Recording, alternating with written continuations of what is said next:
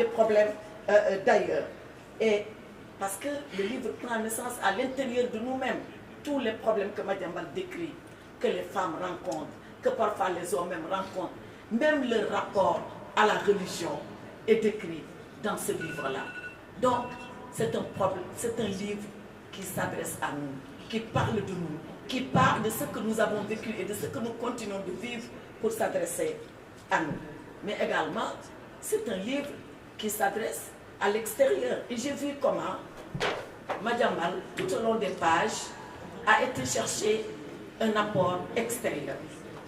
Cette grande, je dis bien grande, mais peintre du Mexique, mais moi je la connaissais, j'étais étonnée de la retrouver dans ce livre, que Ketiel elle a vécu la même histoire que Ketiel, elle a subi le même accident pratiquement auquel Ketiel a assisté, d'où sa passion et sa vocation à la peinture, et elle est devenue un peintre international. Donc, c'est ça pour moi la richesse de ce livre. C'est de parler de l'environnement et des décors sénégalais, des personnages qui vivent au Sénégal tels qu'ils sont, mais des problèmes que les Sénégalais, et notamment ici, une Sénégalaise, a rencontrés depuis son enfance jusqu'à sa majorité, jusqu'à sa velléité d'aller à l'aventure. Alors, l'immigration irrégulière, et je vais bientôt en finir. L'immigration irrégulière est ce fléau que Madiambal raconte tout le long de ce livre, une fois passé l'étape de Saint. C'est maintenant le Nicaragua, les routes. Or, les passeurs au Sénégal, les passeurs, comment les groupes de passeurs s'organisent pour, après que vous ayez payé un bon paquet de millions, essayer de vous faire partir. Et la prouesse de ce livre, c'est que Madiambal a fait arriver Ketiel à destination.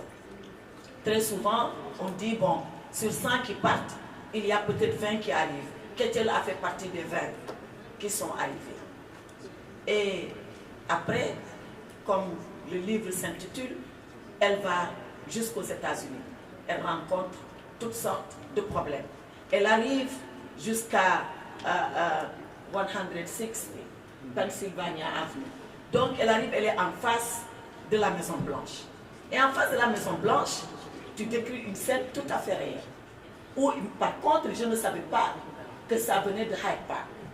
Je ne savais pas que ce qui se passe à Pennsylvania Avenue a été reproduit de Hyde Park, où les gens viennent, racontent tout ce qu'ils veulent, parce que c'est à l'époque les prémices de la démocratie au XIIe, XIIIe siècle en Angleterre. Et les gens sont là. Et chacun raconte sa vie. Chacun interpelle le locataire de la Maison Blanche, le président des États-Unis. Chacun pose son problème. La première fois que je suis partie aux États-Unis, j'ai vu cette scène et j'étais hallucinée. Comment ça se fait? Et j'ai trouvé un qui avait une petite baraque en carton. Il dit qu'il est là-bas depuis plus de 15 ans. Il ne bouge pas. Personne ne peut le faire déguerpir parce que qu'est-ce qu'il veut? Il veut que le président des États-Unis dise, mais bon sang, ils sont combien à être là depuis 15 ans? Il a dit, madame, ce n'est pas l'identité de la personne qui m'intéresse. Je ne veux pas qu'il y ait de président de la République aux États-Unis parce qu'il est trop puissant. Et il est là. Personne ne le fait déguerpir, personne ne lui dit de bouger. Il porte sa revendication perpétuelle. Je suis sûre qu'il y a encore, s'il a la chance de vivre. Et Madiambal raconte cela. Et Ketiel vient à la rencontre de ces gens-là. Peut-être pour s'exercer à une autre vie. Je ne sais pas. Mais en tout cas, comprendre qu'on est dans le pays de liberté où le dollar est Dieu. Même si elle l'a refuté, elle a fini après par comprendre, quand elle voyait son argent partir un peu en miettes, que le dollar est vraiment Dieu aux États-Unis. Et Ketiel veut après aller au Canada à la suite d'un incident malheureux. Et là, je m'arrête. Elle veut aller au Canada avec un Sénégalais qui lui dit, mais attention, au Canada, l'immigration va s'arrêter. Parce qu'il n'y a rien après. Il n'y a rien après le Canada. Oui, il y a le pôle Nord, si on veut. Donc, on comprend que l'immigration a une fin physique. Il y a des endroits où il ne vient pas à l'esprit des migrants d'aller. Mais l'immigration il faut que par des politiques hardies, on puisse savoir et mettre en œuvre des solutions à l'immigration. C'est très difficile. Je peux le dire là maintenant, parce qu'on est dans un roman, on est dans une fiction, c'est très gentil, je suis devant des gens polis qui m'écoutent, mais ministre des Affaires étrangères, je ne dirais pas que c'est facile. Je ne dirais pas que c'est facile parce qu'on a essayé toutes sortes de choses. Parce que le fait de partir et de voyager, mais ça fait partie de la... C'est naturel, c'est consubstantiel à l'homme. L'homme veut toujours partir, il veut toujours s'évader, il veut quitter là où il est. Il est curieux de savoir ce qui se passe après lui. Quand François Mitterrand a été condamné par son cancer, il est parti en Égypte. Il est parti en Égypte et il est parti à Abou Simbel. Et à Abou Simbel, il a regardé l'œuvre des pharaons, des plus grands pharaons. Et il a regardé le soleil se coucher sur Abou Simbel. Et on lui a dit, Monsieur le Président, pourquoi avez-vous fait ce voyage? Il dit, c'est pour percer le mystère de la mort, avec ces gens qui n'ont jamais pensé mourir et qui ont toujours voulu tutoyer l'éternité. Mais après, il revient en France. Il revient en France et il se rend compte que ses jours sont comptés, il va mourir. Et le dernier jour, pendant qu'il avait encore quelques forces, et qu'on lui a dit, Monsieur le Président, il dit, enfin, je vais savoir.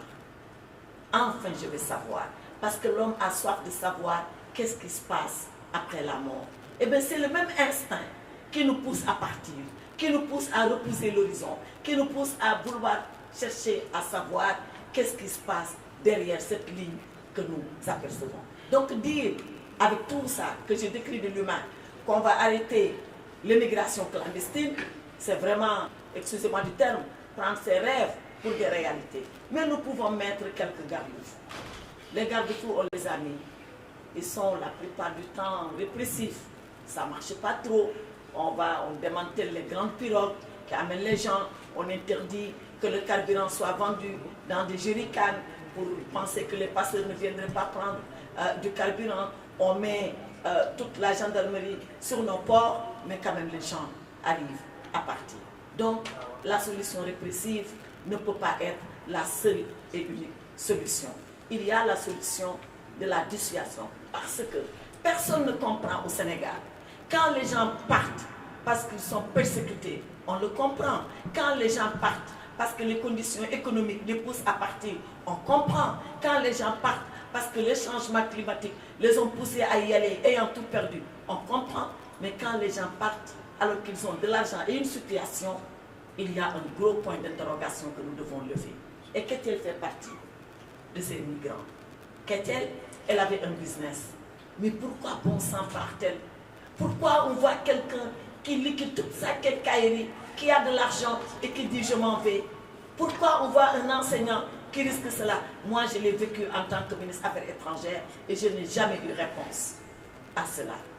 Donc, il y a un phénomène devant nous que nous devons analyser avec toute la foi qu'il faut pour essayer de comprendre et d'aller au-delà de ce qui pousse les gens à partir et d'essayer d'appréhender ce phénomène. Et pour finir, Madiambal tue Ketel à la fin. Il la tue. Ketel, elle se projette d'un étage parce que justement, elle devait encore être arrêtée par la police américaine. Et pour elle, c'était le coup de trop. C'était la misère morale de trop. C'était encore l'injustice de trop parce qu'elle devait être arrêtée alors qu'elle n'avait rien fait. Voilà. On l'a poussée. Elle n'a pas fait d'infanticide comme ça parce que c'était à la suite d'un viol. Elle a pris une grossesse parce que c'était son amour. Mais on ne l'a pas acceptée. On l'a sortie de chez elle. Et là, voilà qu'après avoir surmonté toutes ces difficultés et toutes ces épreuves, elle se retrouve encore nez à nez avec la police pour quelque chose qu'elle n'a jamais commise. Et là, elle n'en pouvait plus. Elle se jette de l'étage et ainsi prend fin la tragique vie de Ketel. Et j'ai dit à Madiambal ce matin, tôt ce matin, mais pourquoi donc tu as tué Ketel? Comme j'avais dit à mon oncle Cheikh Hamidou Kane, je me dis, tonton, pourquoi avez-vous tué Samba Diallo? Il fallait le laisser vivre. Il me dit, parce que pour moi, je ne pensais pas un jour qu'on puisse combiner et la civilisation occidentale et nos racines et notre culture pour transcender tout ça, prendre de chez les autres tout en restant ce que nous sommes. Si je réécrivais Aventure ambiguë aujourd'hui, peut-être que je n'aurais pas tué Samba Diallo. Mais Madiambal me dit, si je ne tue pas Ketchel, ça aurait été un happy end. Et un happy end, c'est comme un appel d'air à tous ceux-là qui veulent partir. C'est comme si l'immigration devait être un succès. L'immigration devait être la clé de la réussite. Or, ça ne peut pas être cela. Je ne peux pas pousser les gens, je ne peux pas encourager l'immigration irrégulière. Voilà donc comment s'arrête la vie de Ketchel, tout en nous laissant, nous, penseurs et très songeurs sur tous ces phénomènes que Madiambal a tenté d'embrasser dans ce livre. En tout cas, ce livre, je vous demande de le lire. D'abord, il est remarquablement bien écrit. Remarquablement bien écrit. Ensuite, il se lit d'un trait. Et puis, il nous raconte, comme je l'ai dit, sous forme de fiction, une histoire vraie. Rien n'est plus vrai que le Tcherno. Rien n'est plus vrai que ces paysages du Fouta que tu décris. Rien n'est plus vrai que toutes ces épreuves que Ketchel a traversées. Rien n'est plus vrai que la tragédie humaine autour de l'immigration clandestine. En tout cas, félicitations Madiambal. Vraiment, bravo pour ce que tu as fait. Moi, je suis séduite par cet art qu'on te découvre maintenant. Et si j'ai un vœu à formuler, n'en déplaise aux journalistes, c'est que tu abandonnes le journalisme pour ne te consacrer maintenant qu'au roman. Je vous remercie de votre attention.